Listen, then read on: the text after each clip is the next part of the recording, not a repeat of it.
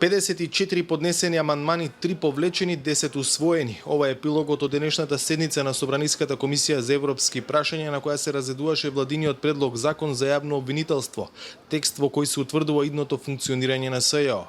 Пратеничките групи успеале да се договорат за техничките амандмани, за суштинските допрва ќе се расправа.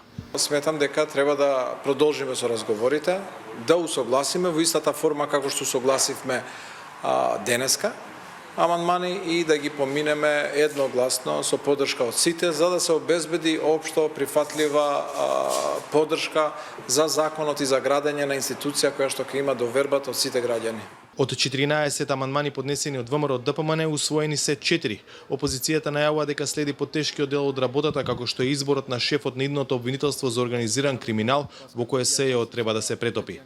Тема која што ќе отвориме понатаму е изборот на прв човек на обвинителството за борба против корупцијата и организираниот криминал, да не мора да биде само од редот на јавните обвинители, туку да може и да биде поширок опсег, да опфаќа, например, и професори кои што имаат долг стаж и предавале на оваа кривично-правна област. Според ВМРО ДПМН, идниот шеф на ова обвинителство треба да се бира на предлог на најголемата опозицијска партија.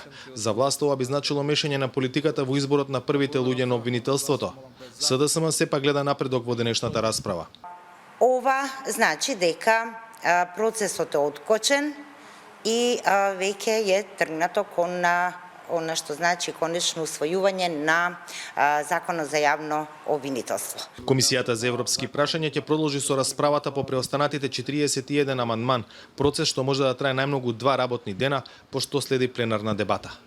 За Гласот на Америка, од Скопје, Владимир Мирчевски.